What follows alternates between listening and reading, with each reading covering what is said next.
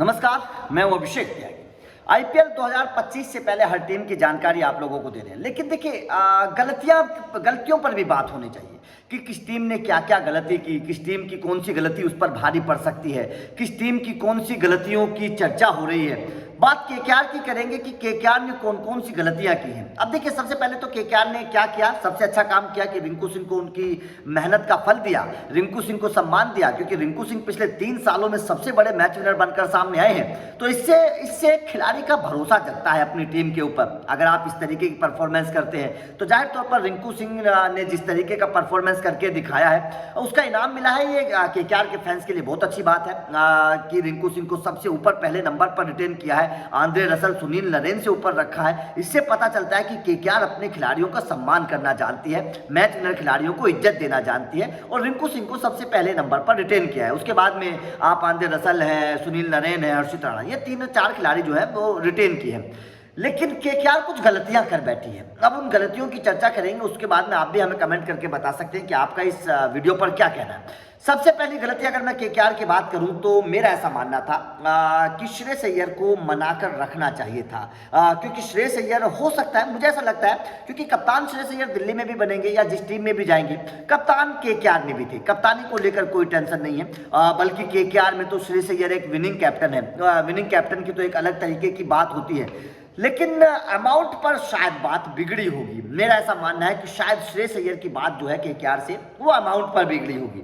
तो अगर कोई आपके पास विनिंग कैप्टन है, एक अच्छा खिलाड़ी भी है, अच्छा विनिंग कैप्टन भी है, एक अच्छी सोच समझ वाला इंसान भी है, तो उसको अगर 1-2 करोड़ रुपए ज्यादा दे दिए जाएं तो कोई प्रॉब्लम नहीं है। मेरे हिसाब से केकेआर को मनाना चाहिए था, श्रेयस अय्यर से बातचीत करनी चाहिए थी। अगर 1-2 करोड़, अगर वो 18 करोड़ रुपए मांगते, 19 करोड़ रुपए मांग रहे होते तो कोई प्रॉब्लम नहीं थी, क्योंकि अभी तो केकेआर उनको 12 करोड़ रुपए देती थी। अगर वो 15, 16, 17, 18 करोड़ मांग रहे थे तो केकेआर को दे देने चाहिए थे। मेरा ऐसा मानना है कि उसमें कोई प्रॉब्लम नहीं थी। अगर केकेआर श्रेयस अय्यर को 17-18 करोड़ रुपए दे देती तो कोई प्रॉब्लम नहीं थी, वो अच्छा होता केकेआर के लिए। आप भी इसमें अपनी राय मुझे दे सकते हैं। उसके बाद में दूसरा है नीतीश राणा।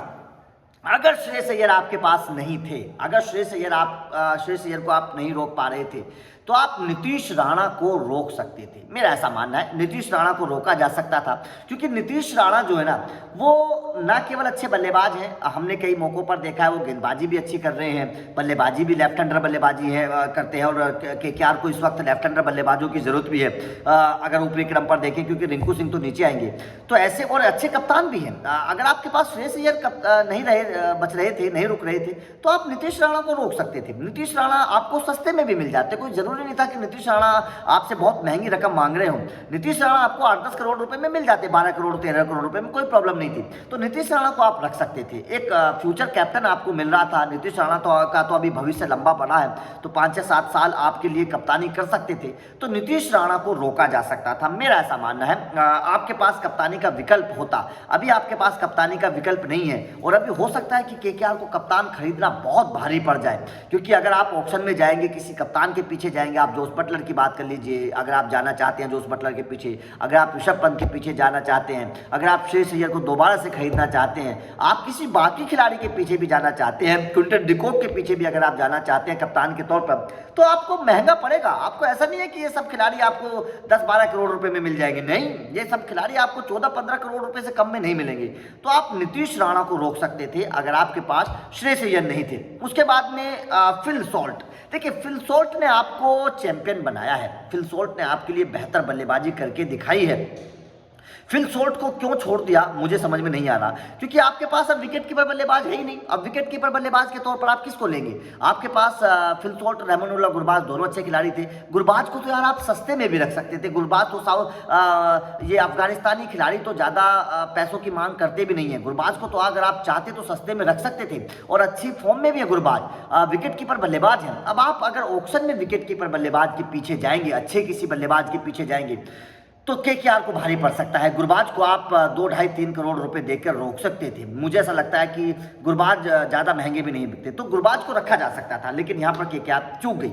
उसके बाद में वेंकटेश अय्यर, यार मुझे नहीं पता वेंकटेश अय्यर को क्यों बाहर कर दिया। आपके पास एक हार्दिक वाला विकल्प था, भारतीय ऑलराउंडर था।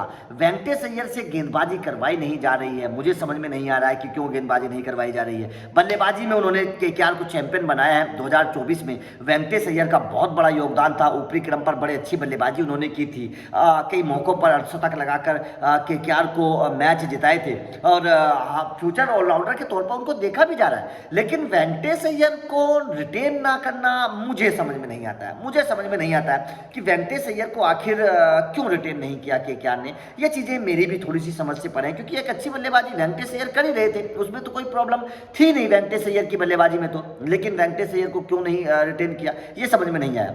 उसके बाद में श्रेयस शर्मा एक फ्यूचर वाले गेंदबाज हैं और श्रेयस शर्मा तो अनकैप्ड खिलाड़ी भी हैं, उनको तो सस्ते में भी रखा जा सकता था। तो श्रेयस शर्मा को पता नहीं क्यों नहीं रखा। मुझे तो लगता है कि शायद श्रेयस शर्मा के बारे में क्या सोचा होगा केकेआर ने, ये चीज़ें अभी भी समझ से परे हैं।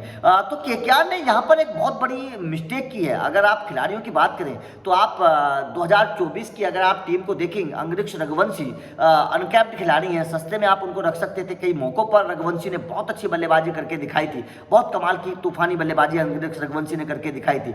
तो ऐसे में आपके पास सबसे बड़ी बात यह कि जैसे गौतम गंभीर गए, देखिए जब ऑक्शन में 2024 के ऑक्शन में गौतम गंभीर थे तो गंभीर के फैसलों की, कई फैसलों की बड़ी तारीफ हुई। जैसे गंभीर ने मिचेल स्टार्क को 24 करोड़ रुपए में खरीदवा दिया। उस वक्त हर कोई सवाल खड़े कर रहा था कि भाई साहब मिचेल स्टार्क 24 करोड़ रुपए के है ही नहीं। लेकिन जब मिचेल स्टार्क ने सेमीफाइनल और फाइनल में परफॉर्मेंस करके दिखाया तो हर किसी ने कहा कि यार ये है गंभीर का दिमाग। गंभीर सोचते हैं, आगे की सोचते हैं, फ्यूचर की सोचते हैं, लेकिन यहाँ पर वो सोच नजर नहीं आई जो केकेआर की अगर मैं बात करूँ तो यहाँ पर वो सोच नजर नहीं आई। ऑक्शन में आपके पास मुझे ऐसा लग रहा था कि शायद केकेआर 6-7 खिलाड़ियों को रिटेन करने के बारे में सोचेगी, 6 खिलाड़ियों को तो कम से कम रिटेन करेगी।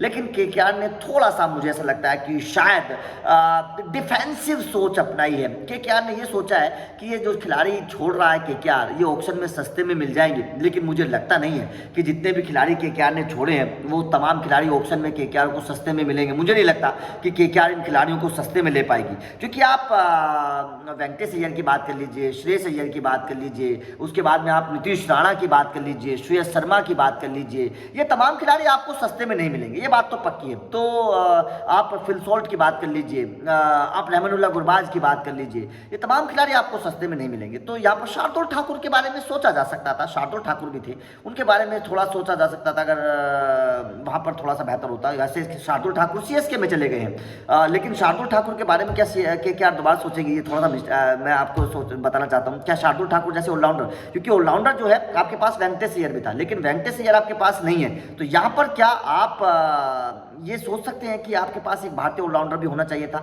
जो हार्दिक पांड्या का विकल्प हो बनता आपके लिए। जैसे कि चेन्नई ने शिवम दुबे को रिटेन किया है, क्या आप वेंकटेश अय्यर को रिटेन कर सकते थे? तो ये बहुत बड़ा मिस्टेक है मेरे हिसाब से। आपके क्या मानना क्या है, आपके क्या की कौन सी गलतियों को मानते हैं कि कौन सा खिलाड़ी वास्तव में रिटेन होना चाहिए था? कमेंट करके बताइएगा। वीडियो अच्छी लगी हो तो लाइक और शेयर जरूर करिएगा, क्योंकि अपडेट लगातार मिलते रहेंगे। Thank you very much.